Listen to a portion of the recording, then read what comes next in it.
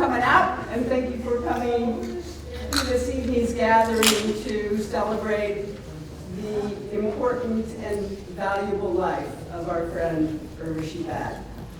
I want to bring Susannah Walters up for some greetings from Northeastern.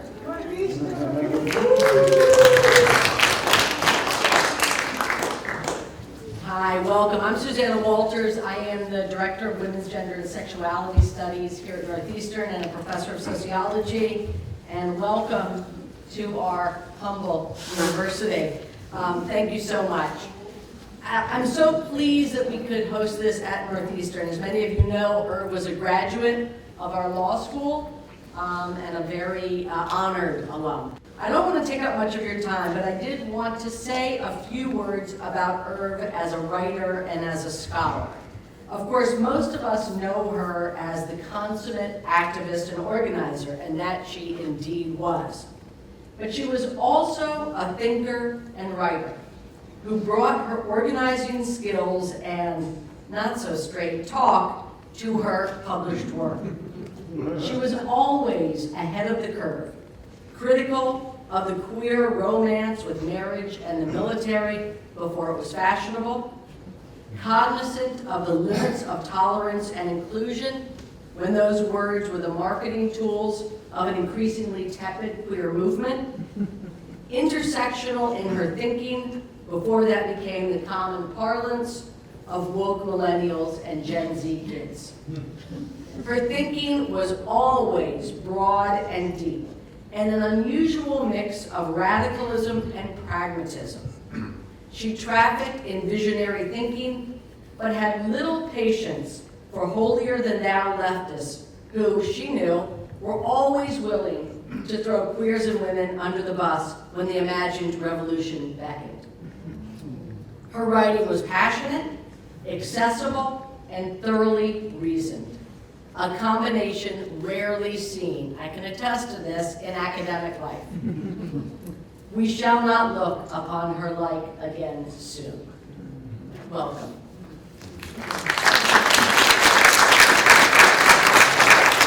Thank you, Susanna. I also want to thank Kiki Samko, who is the administrator of the Women's Gender and Sexuality Studies program here at Northeastern, without whom none of you would have received an invitation.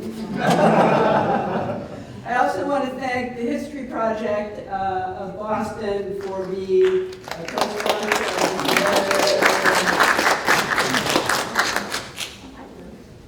And I want to thank Susan Fleischmann for putting together a beautiful slideshow that you will not see, sadly, because we're having some tech issues. But we will perhaps be able to make that available in a different way. Also want to thank Patricia, who's filming the event tonight, and we will figure out how to make that available in some form or fashion. When Amy Hoffman and I talked about this gathering, we wanted to especially focus on Urvashi's life and years in Boston. Formative for her in many ways, but also very formative for the LGBTQ movement and community in this city. And so that's our particular focus and interest. But of course, Urvashi came to Boston from Vassar College. And I found this lovely little excerpt from a remembrance piece by Eric Marcus, who's a writer and historian of the LGBTQ movement, that was published in the Vassar Quarterly. Eric was at Vassar at the same time as Irv. Here's the bit. Here's the scene. It's September 17th, 1976.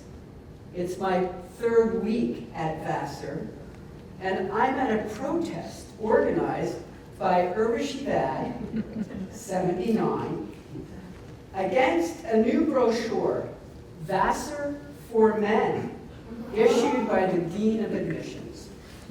It's part of the college's campaign to attract more male applicants. The brochure's cover features a cartoon drawing of a timid-looking male student in a Vassar sweatshirt who's being mocked by a very attractive, athletic, blonde young man with a mustache.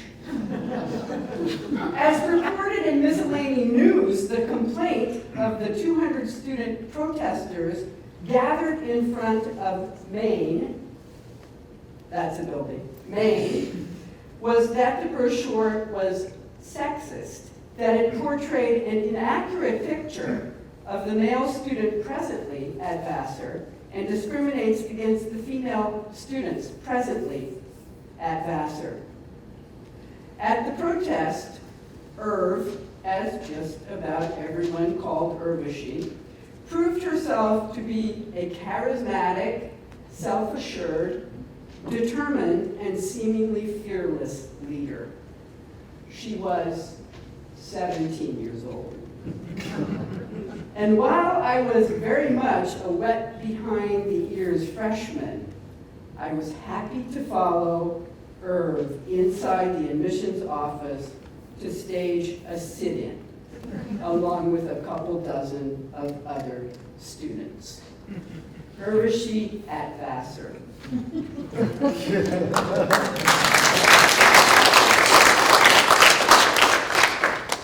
One of the things that I've always been curious about is how, why, and when did Urvashi come to be in Boston? And so, since the primary source is not available to answer that question, I went to the most important secondary source, her longtime friend and another Vassar classmate, Betsy Ringel, for the story. Betsy lives in the Baltimore area and could not be here this evening, but here is her memory of how they came to be in Boston. I met Urvashi during our first week at Vassar College in Poughkeepsie, New York. She was 16 years old, wickedly smart, highly adventurous, and infectiously outgoing. Over the next 4 years, we became close friends, co-conspirators, campus activists, and housemates. We graduated from Vassar in 1979 with a strong sense of mission and purpose to change the world and make it a better place. I knew I wanted to move to Boston after college. It was a fun and happening town crawling with thousands of young people. It was a hotbed of progressive organizations and movement organizers of every type. Socialists, labor rights activists, human rights activists, anti-nuke activists, gay activists, feminist activists, black lesbian feminist activists, and the amazing Combahee River Collective, and vegetarians. It had great bookstores and bars. It was affordable and not very far from upstate New York, where I grew up. Boston was an easy sell for Urvashi. She had gone home to Potsdam, New York, after graduation, and we both knew that she absolutely had to get out of there to start the next chapter of her life. I just had to convince her lovely, loving, and overly protective parents, Krishna and Champa, that Boston would be a safe place for us to find jobs and ponder the inevitable applications to graduate school, law school for Urvashi, that we knew lay ahead. I went to Boston to scour newspapers and bulletin boards for places to live and get the lay of the land. About a week later, I called Irv and told her to pack her bags. We were moving to Allston. Her parents were nervous, but we reassured them. We could handle the move. We were doing it together, and everything would be fine. We rented the top floor of a funky, charming house in Allston-Brighton, not far from Boston University. 48 Allston Street wasn't in the best of shape, but it had everything needed for a cooperative feminist household. 5 bedrooms, 2 bathrooms, and a yard with a vegetable garden and a fruit-producing pear tree, and it was all within walking distance to the Boston Food Cooperative and Allston's main commercial street. The house was owned by a guy named Joe Mazzapica, a real estate operator and a convicted arsonist who was involved in the Symphony Road arson for profit fires of 1975. The landlord. Joe was living in a halfway house and wrote signed the lease. And we made him swear that he would never come near the house with a match. For the next 4 years, 48 Allston Street was home base for a succession of fascinating lesbian and feminist women. We shared chores and politics and good times. Urvashi flourished in the post-college years. She fully embraced the freedom and independence of young adulthood. She went to her first big city, gay and lesbian pride march, had tons of fun, going out dancing every week until the bars closed, cooked elaborate meals for friends, and explored many new relationships.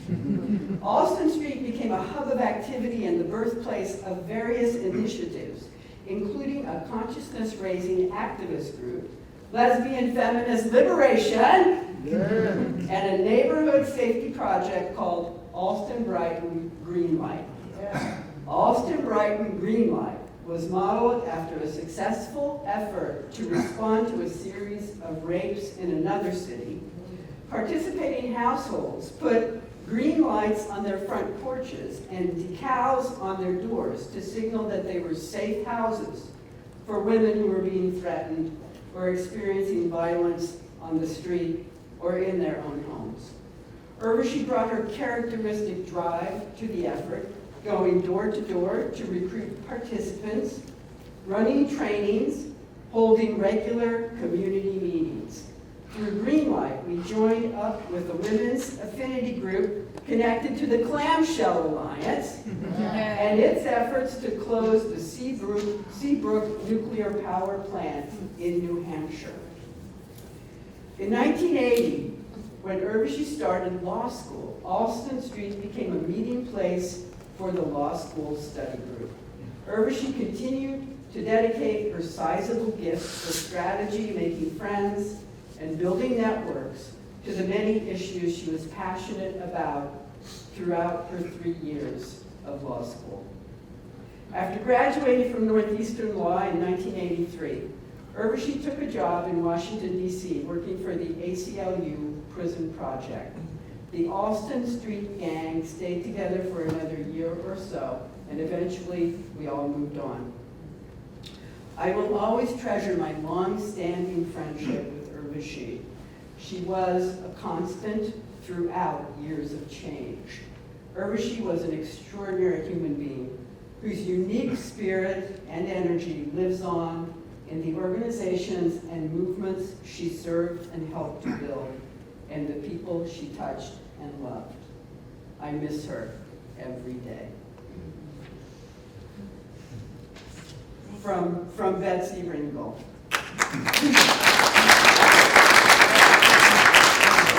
Betsy Ringel, who apparently saw it all.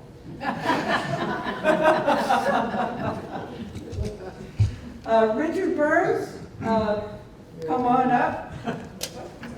Richard was another co-conspirator of Urvashi's through many escapades in the Boston area and at Northeastern Law School. Thanks, Sue.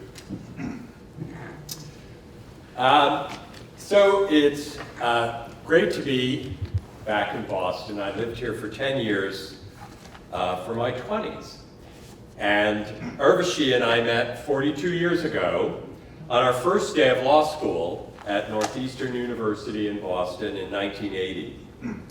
She was in the student lounge reading a copy of Gay Community News, where I had been the managing editor until the day before. And I approached her and she said, "Haven't I seen you around at some demonstrations?" And we quickly became friends and co-conspirators at the law school and at Gay Community News, the National Queer Liberation News Weekly, where so many of us figured ourselves out as young organizers. Irv believed in radical change and in breaking some dishes, but she also believed in the necessity of building social infrastructure and in working in community and in institutions. She created, led, and participated in so many organizations and projects and boards, and I want to bear witness to the vastness of her work and passions with just a small sample of some of the places where she made a big difference. Here in Boston, she not only went to the Pride March, she immediately joined the Pride March committee. And then, while we were in law school, she joined the board of GLAAD, the Gay and Lesbian Advocates and Defenders, the legal organization that John Ward founded to fight police harassment and entrapment of gay men in bars and parks and bathrooms, and which went on to establish our right to marry here in Massachusetts. Then in 1982, Eric Rofus, also part of the GCN crowd, led the founding of the Boston Lesbian and Gay Political Alliance, BLGPA, or as Charlie Shockley used to call it, Bilgepunk. So Irv joined that board and became a firebrand at BLGPA as well. In law school, some of our professors said to us that they had never actually talked to an openly gay person. And so Urvashi and Kevin Cathcart and I made appointments with every member of the law school faculty to fill them in on the queers and urge them to include lesbian and gay lives in our legal studies. Although when the time came for Irv to raise her hand on this subject in our first year auditorium, she raised her hand and said, "When do we get to the socialist readings?" Then in 1983, after graduation, as Betsy Ringel mentioned, as a young lawyer, Urvashi joined the National Prison Project at the American Civil Liberties Union, and later joined the staff of the National Gay and Lesbian Task Force. First as the Director of Communications in 1986, right before Sue Hyde joined the staff in December of '86. And then later, Irv became the Executive Director of the task force. And that was a big change for the task force. She positioned the task force to reflect her vision of a bigger movement, an organization that would push the rest of our movement to act with the integrity that her vision and principles required. And it was not easy. And some of you know, and you can imagine, the constant pressure she put on the sister organization, the Human Rights Campaign Fund. Ongoing, fierce conversation. There at the task force, she co-founded Creating Change with Sue Hyde, the conference which has trained literally tens of thousands of young activists. And she also there conceived of the National Religious Roundtable and the Equality Federation. She went on to serve on the National Board of Directors of the American Civil Liberties Union, and then she came to New York. And something you all might not know, but Irv's impact on philanthropy will probably never be fully measured. She played key roles at 3 of the largest funders of LGBT equality in the world. First at the Ford Foundation, she rose quite quickly there in management, and for 5 years advocated not only for LGBTQ equality, but for increased funding in the rural South, and loudly, perhaps inconveniently, argued to defund Harvard University.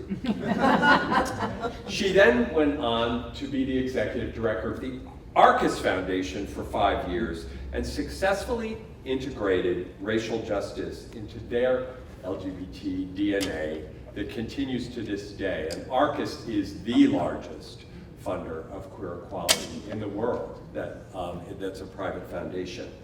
She spent 10 years on the board of directors of the Gill Foundation, another one of the largest funders of LGBT equality. And there she learned she could be the only woman in the room at that board. She could make a lot of noise, make change, and at the same time make lifelong friends. And then when she retired after 10 years from that board, they brought in Mary Danuta to succeed her. Urvashi co-founded LPAC, the first lesbian political action committee, and she founded the Donors of Color Network, the first ever cross-racial community of donors of color. She co-founded the National LGBTQA Anti-Poverty Action Network and the National LGBT HIV Criminal Justice Network. She was chair of the National Planned Parenthood Action Fund Board of Directors. And then for the last 5 years, she was a co-founder of the American LGBTQ+ Museum of Culture and History in New York City. And on and on and on. It's sort of exhausting just to say it. And this is a fraction. This is the edited version of where she had an impact as a leader in the infrastructure to create change in this country and in the world. And so my personal plan is that Irv will end up on a United States postage stamp, and you all can help. There's a letter writing campaign going on right now, led by the woman who fought to have Harvey Milk put on a stamp successfully. And so you can write a letter, and they'll have a hearing. I've watched some of Irv's early speeches from 30 years ago, and as has been widely reported, she was ahead of her time in beseeching and demanding and leading our movement for equality into a broader movement for freedom and justice and dignity for everyone. And she wanted to make us all understand the direct connection between our queer equality and reproductive freedom and gender and racial justice. Recently, a friend pointed me to a transcript of a conversation Urvashi had with Larry Kramer in 1994 while she was writing her first book, Virtual Equality. Here's the quote. Creating this common movement, for lack of a better word, the way I'm trying to approach it is, well, Larry, what if we shifted the framework? What if instead of saying, I'm in coalition with you, what if we tried to identify how HIV treatment issues connect with racism? It's going to express itself differently in your life than in mine. And that's the issue of reproductive choice. It was never about that men should march with women because they support women. It was more that men should march for reproductive freedom because we're marching against the power of the state to tell you and me what we can do sexually, period. And that's the issue. That's the common thread, right? And if the state can say that I can't have an abortion, the state can't say that you can't have sodomy. And Larry replied, I have to tell you, I never realized that. Thanks, Larry. And Irv laughed. And she said, it's about state power. I mean, that's why I say, maybe if we were all to think, to try and explain the connections, I think you'd see things in a different, more connected way than it would ordinarily appear, end quote. And so there's Urvashi, early on, coming to define intersectionality 28 years ago. And now, after the fall of Roe versus Wade, these connections are all too obvious to everyone. Her impact as a writer and speaker, as has been mentioned, was tremendous. And she reached so many with speeches at forums and marches like the National March on Washington in 1993. And then while writing her first book, Virtual Equality, she went on the college circuit in order to support herself. That's how she made her living. And thus she reached literally tens of thousands of rising generations of leaders, of students through these talks, and she inspired and ignited many young queer future activists. And that's the public impact that Irv had But for me, I can barely speak about the loss of my friend of 42 years. And there's a hole yawning in front of me that I'm only just beginning to see. Irv was generous, she was tough, she was kind, she was incredibly bossy, but she really hated it when I was bossy. She could be quick to anger and quick to forgive sometimes. Her ability to challenge us all was so imbued with compassion and love and charm that we could take it. She was relentless, she was incredibly supportive of her friends, and she liked to dance and she liked to talk about sex. And if I told her while we were in law school about a new sex club, she wanted to go too. And so then we did. And there was a particular club, some of you will remember, that was behind the old police headquarters on Berkeley Street, when it was still police headquarters. It was behind the building, up some stairs. And we would go there, and then we'd get thrown out when they figured out she wasn't a guy, and that happened more than once. She liked to drink and do drugs until she didn't, and then she told me she'd always save a metal folding chair for me in the circle in the church basement with my name on it. She liked to cook Indian food and to feed everyone and send you home with leftovers. She was a lot. She was the person who taught me to say I love you without the whole world crashing down. She always challenged us and gave us lots to think about, and that's still true. I know that I will think about her every day, and I know that all of us will keep on fighting with the integrity and the anger and the joy and the laughter and the love that Urvashi did. So thank you.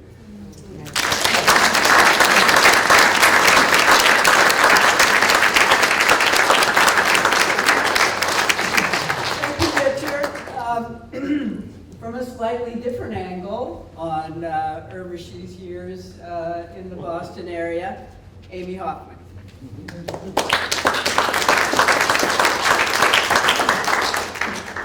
Thank you. So thank Richard for that beautiful memory of Irv. Richard actually became my own mentor and best friend when I worked at Gay Community News in the late 1970s, and he introduced me to Urvashi. I'll tell the story again. He had met her on his first day of law school. She was sitting in the student lounge, ostentatiously reading a copy of Janson, and it wasn't just an accident. She wanted to attract other queer people, and she did. The tactic worked. She and Richard immediately and indelibly became allies and friends. In a kind of preview of Irv's disruption of a 1990 speech by George H.W. Bush, when she held up a sign pointing out, "Talk is cheap, AIDS funding is not," and was immediately marched out of the auditorium by the Secret Service, Urvashi would raise her hand in their classes and inquire about the curriculum. "But when do we get to the socialist readings?" I remember this as her saying, "But when do we get to the gay readings?" Shortly after Richard introduced me to Irv, I attended a conference. I think it was supposed to decide the future of feminism. And his interesting new friend kept popping up in every workshop I attended. She would find a seat next to me and chat me up. And when the conference ended, she invited me to dinner at her group house in Allston. How nice of her, I thought, since it never occurred to me in those days that she or anyone might be flirting with me. When I arrived, Irv was rushing around the kitchen, a million pots going, delicious scents that were totally unfamiliar to me rising into the air.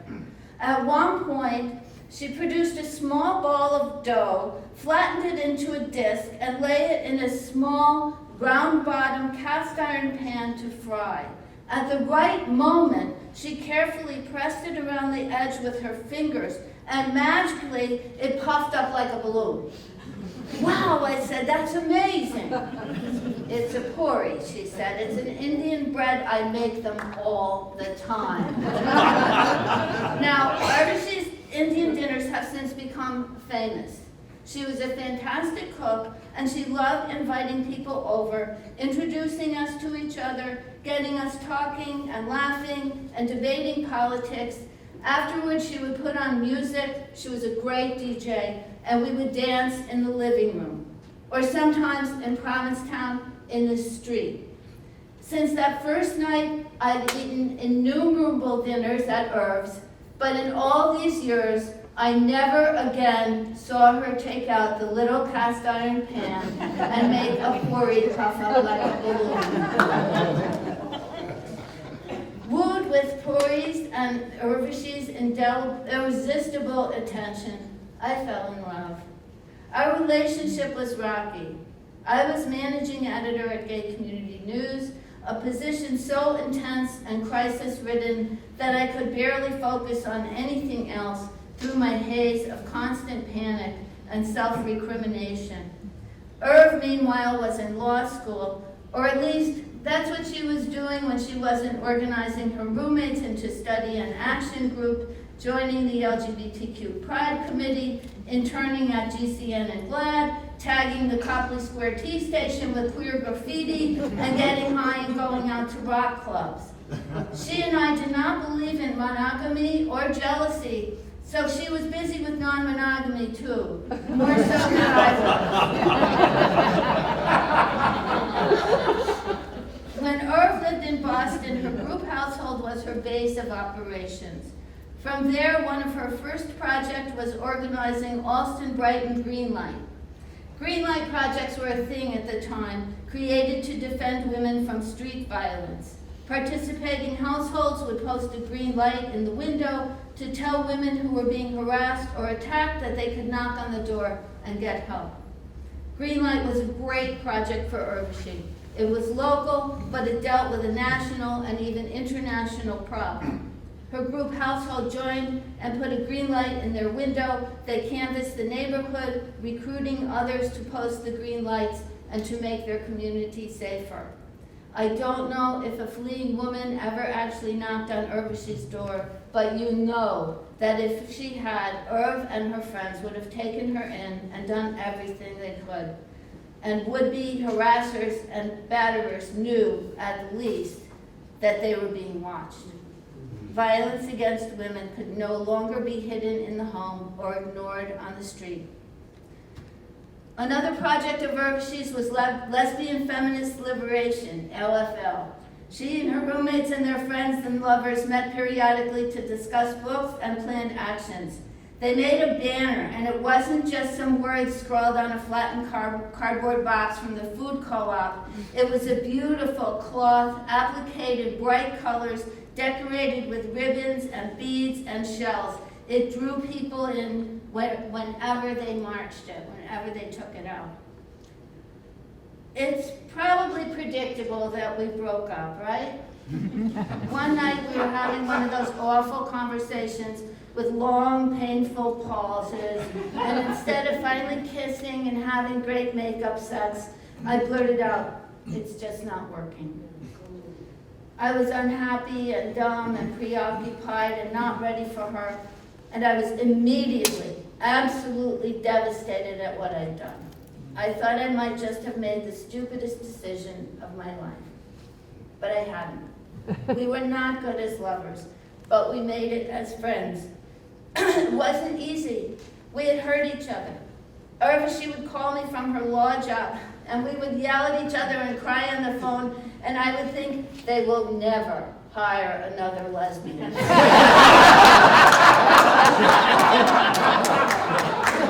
Well, we lesbians hang on to our exes. It's what we're famous for.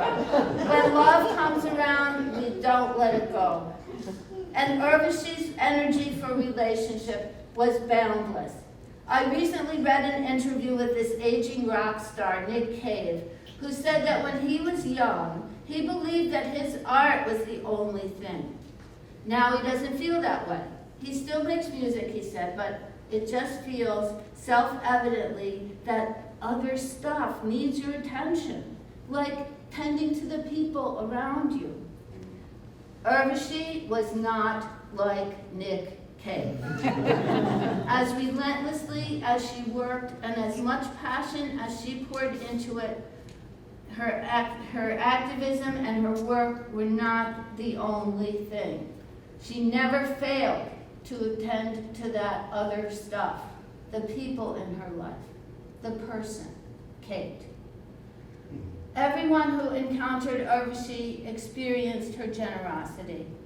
With money, sure, she would buy you dinner, she would give you presents, she would support you in hard times. She and Kate donated extravagantly to all sorts of progressive organizations. But more important, maybe more important even to those people whom Irv supported in hard times, was her emotional generosity.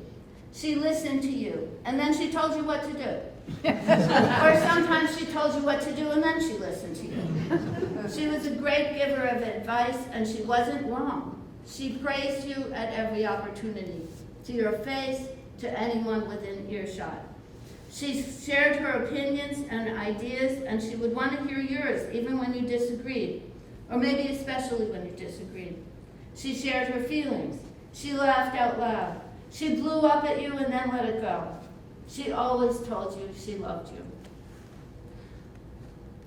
Unlike Richard and Sue, I never worked with Irv.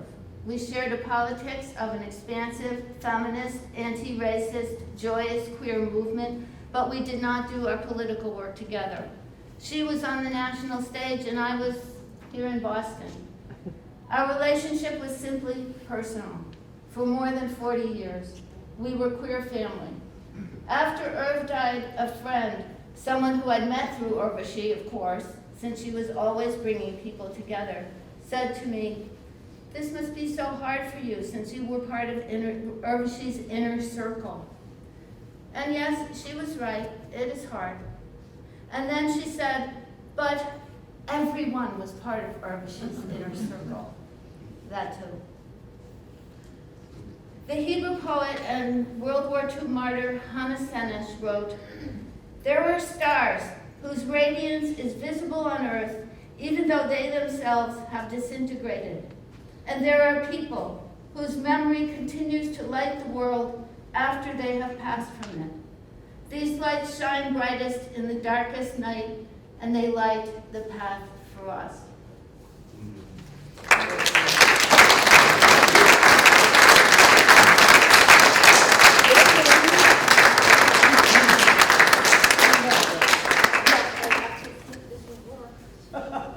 Thank you, Amy. So Urvashi's time in Boston included a lot of rock and roll. Yes. Yeah. And her friend Sue Metro, who couldn't be here tonight, recorded her memories of that. Hi folks, I'm sorry I couldn't be there tonight, but I wanted to share a few stories about Urvashi. I first met her in 1979. She'd just gotten out of college and had come to Rochester, New York, where I was living. And punk music was still not mainstreamed. It was outlaw. It was invigorating. I was in my very first rock band, and I'd never met anybody remotely like Urvashi Vaid. I was rehearsing in my band's obscurely located warehouse space, and 3 totally unfamiliar women just randomly appeared there and listened through our set list. We stopped playing, and the young, long-haired Indian woman came over, asked me if I'd ever met Patti Smith. I replied in the affirmative, and that started a rock and roll dialogue that we never let fade all those years. A 20-year-old Irv was full of unbridled power, as you can imagine. She was fueled by the fresh fire of punk, and especially by the women within it who were boldly and unashamedly challenging the norms of society, who were riding the still wild crest of social and political movements of the 70s. Irv and I went out to see bands, talked punk rock, queerness, politics.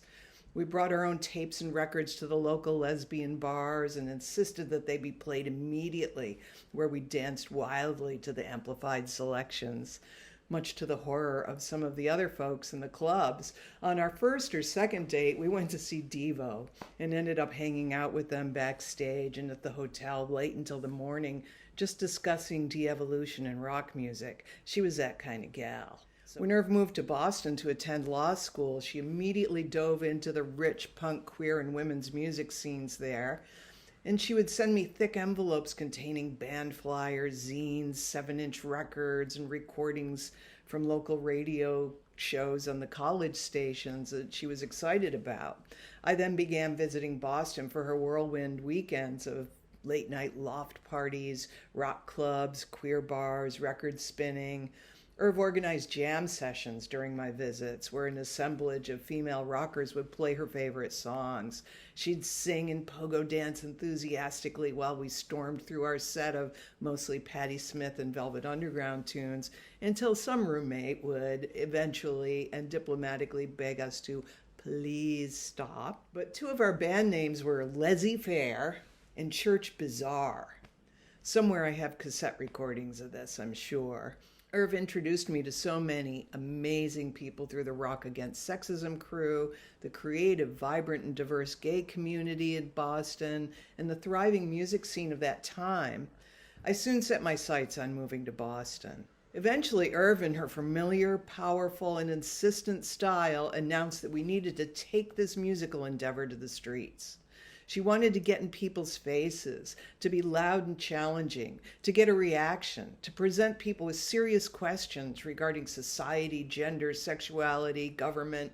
So she and I set up our little battery-powered amplifiers in Harvard Square by the T station, and she emoted her way through our set list, dancing exuberantly while I hacked out the distorted guitar parts.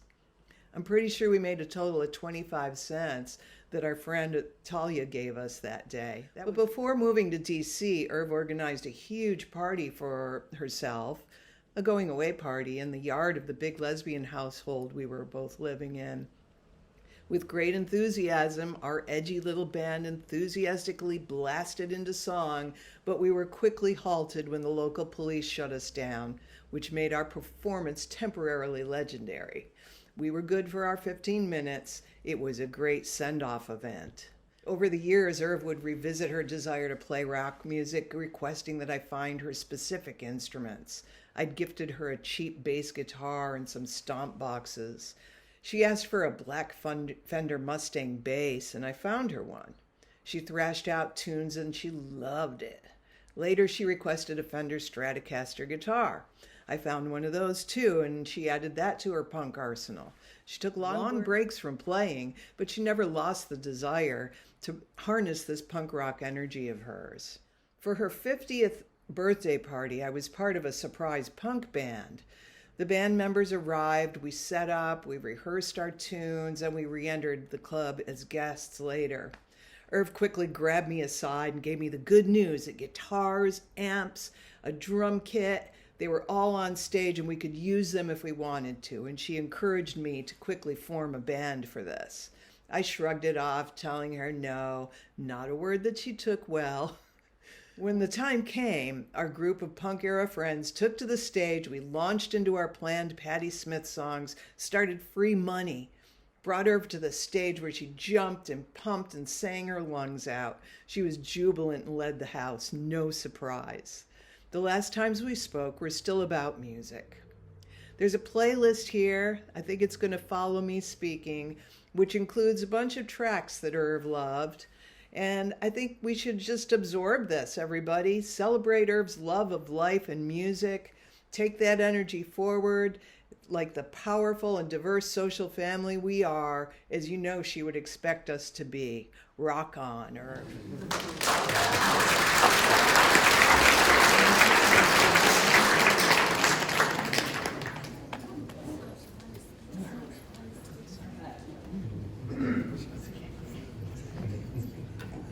Thanks to Sue Metro for those beautiful memories of a time and a place and a space that probably not too many of us were in with Irv.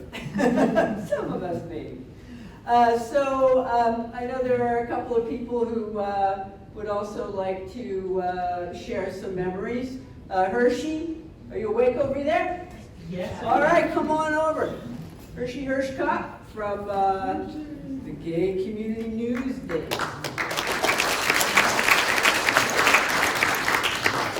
Thanks. Sue said this had to be sort of an appropriate story, and I was thinking through them, and now I'm beginning to wonder maybe I should have chosen inappropriate one because it's kind of crowd we're in, but Yes. it's actually a very small memory. I came to work at GCN in 1982, fresh out of college. We were at the Tremont Street office at that point, and in about my first month there, no one really talked to me. And I was hunkered down at my desk, and I'm a pretty outgoing person. I was trying to make friends, and everybody was pretty quiet in some funny way. And finally, Irv came over and introduced herself and said she was on the board and wanted to take me out for a cup of coffee. And I thought, oh, okay, this is good. So we went out to a place around the corner. And she proceeded to explain that, I knew the paper had gone through a huge fire in Bromfield Street and how it really had affected everybody and left the staff with, sort of PTSD and how everybody was coping as best they could and how difficult it had been for everybody in those months. And I just happened to have been hired at that time. And that really explained sort of everybody's, sort of insularlessness. What I want. Burnout. Thank you. No, well, it's an interesting way to put it. So, and then, after that explanation, she went on to ask me about myself. And I hope I had the social skills then to ask her about herself. I don't remember at that point. And she was not only friendly and became a friend, but I just remember this as being this incredibly touching moment of kindness for someone who had just started at a job and really needed a friend at that moment, and how gracious she was. So, thank you. I also have to say, I always remember fondly, too, that Richard Burns taught me how to drip coffee. That's also a good So, thank you.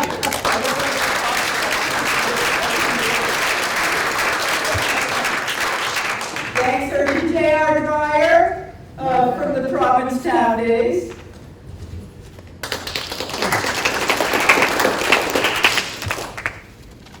Well, my eulogy is going to be a micro eulogy. My eulogy is going to be a micro eulogy. You folks who already spoke are a hard act to follow. But it's good to see these old friends and these not so old friends here, and all the other people that look like I wish I knew you as well. Urvashi was a friend of mine since the early 1980s. I had a beach house in Provincetown with 2 apartments that I rented out, and she was one of my first tenants there. Her enthusiasm at that time for the National Gay and Lesbian Task Force, I may have the chronology a little bit off here, but it inspired me to stage some fundraising events for the task force at that little beach house. Over the years, the party grew and grew, as did the task force. In the mid-1990s, she invited me to join the board of directors of the National Gay and Lesbian Task Force. Urvashi and her partner, Kate, remained friends of mine apart from political activities.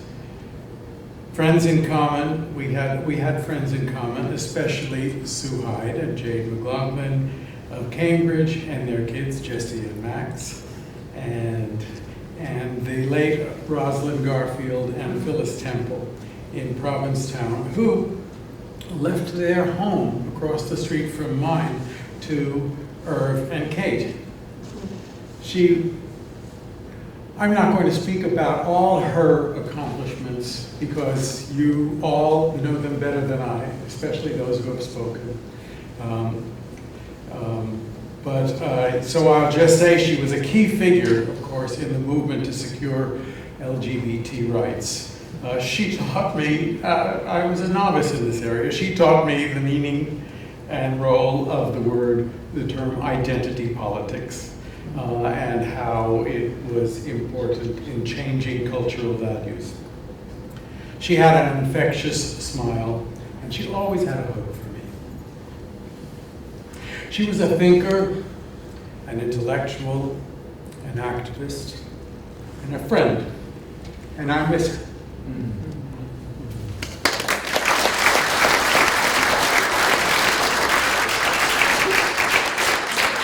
Thank you, J.R. Janson Wu from GLAD.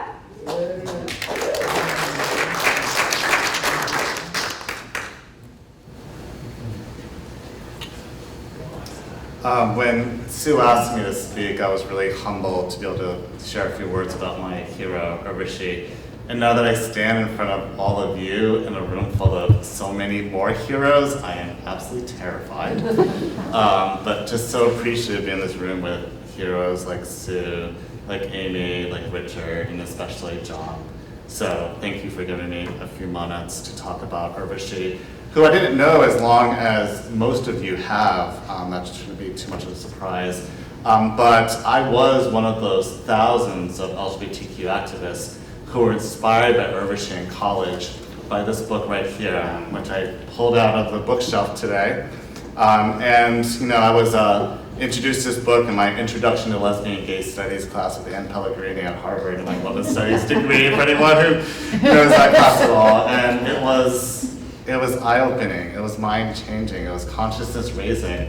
But it was also written by a queer Asian leader at a time when that idea was both unbelievable and inspiring. And so I have Urvashi to thank for my career in this amazing movement. I just kind of looked through dog-eared pages and whatever to find a passage I thought might resonate with today, and I found this one, where Urvashi writes, quote, "In the gay movement, activists rarely know, much less credit, their predecessors. Our movement's history has barely been written. Every generation thinks it is facing things for the first time. In a literal sense, that's true, but in a historical sense, most movement battles are repetitious.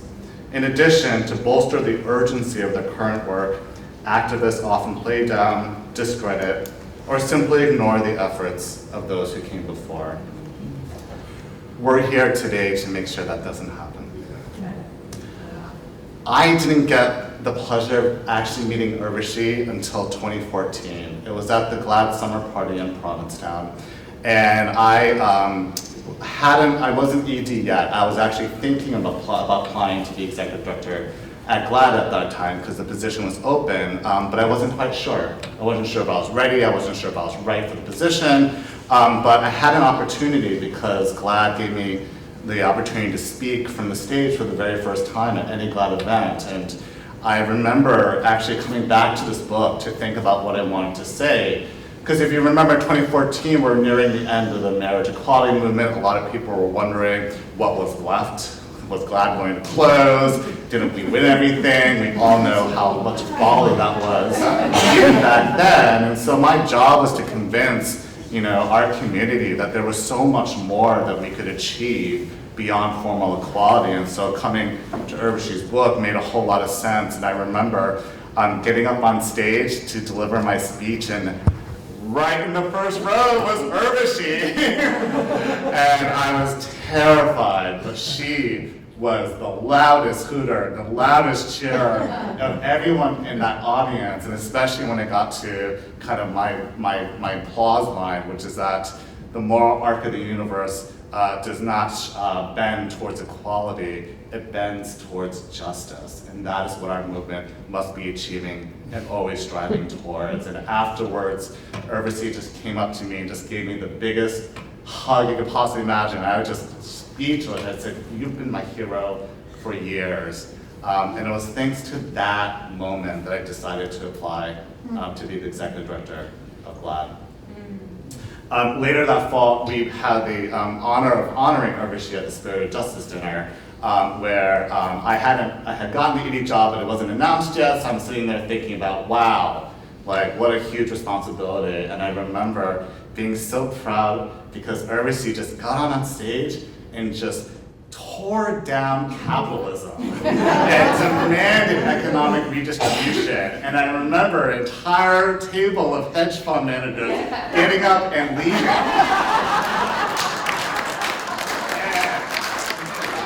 I remember just a month later, finally executive director, when we're kind of dealing with some of the fallout from that stage, and I just said, screw them. Urvashi was right, screw them. We don't need them at our dinner. So over the years, Urvashi was always a mentor. She was someone I could email. She always responded, whether it was questions about criminal justice or reproductive rights. She was my go-to person on anything related to intersectionality, and I will just forever be grateful for her mentorship. over the last 9 years as executive director. And I just wanted to kind of leave you with one phrase, some words from her speech at SOJ. I just watched it today again. And she talked about when she first entered the movement, she said, "I believed in utopias and hard work." And I think in particular, in these really dark times that we are in right now, what better words to guide us into the future, to believe in utopias and hard work. So thank you again, Urvashi, and thank you to all of you.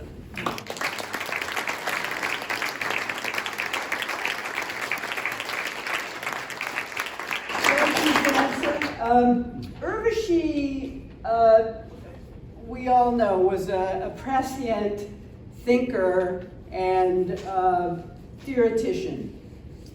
And in 1991, she spoke at the first and only National Lesbian Conference in the United States, which was held in Atlanta, when she was the executive director of the National Gay and Lesbian Task Force. And I just want to share an excerpt. I want to begin by asking all of us to remember why we are here together. We are here at the National Lesbian Conference because of the passion, love, excitement, and desire we feel for women. Let's not forget that. My vision is not lesbian-specific issues, however. My vision is to claim quite simply the fact that the lesbian agenda is radical social change. The lesbian agenda is the reconstruction of families. It is the reimagining of power. It is the reorganization of the economic system. It is the reinforcement of civil rights and dignity for all people. It is the end of oppression of women, the end of racism, sexism, ableism, homophobia, transphobia. It is the reestablishment of a proper relationship to the earth. I have no problem claiming all of these issues as lesbian issues because that is the truth. When I list this laundry list of oppressions, it does not overwhelm me.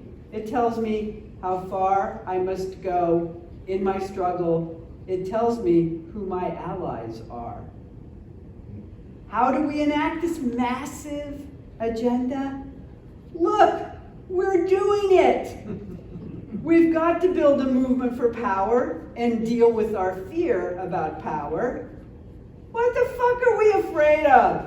They messed it up. How could we possibly do a worse job? I guess I'm not arguing so much that people give up their particular forms of organizing. What I'm saying is keep doing the particular forms of organizing wherever you do it. But claim your work as lesbian work. Just declare that this is a lesbian agenda. This is lesbian politics. That is what it's about, for lesbian liberation. And she was cheered with a standing ovation. But here's the thing. As Janson noted, as others have noted about Urvashi, she understood and articulated a range of issues that encompass so many of us, now called intersectionality, and not inappropriately intersectionality. But it doesn't matter if you're a lesbian or not. The agenda that she articulates, the vision she has for the world, and the strength and power she wants to call from us is all of us. It's all of us. And so, I believe that the first song on the playlist is "The People Have the Power" by Patti Smith. Take it away, Amy, and thank you for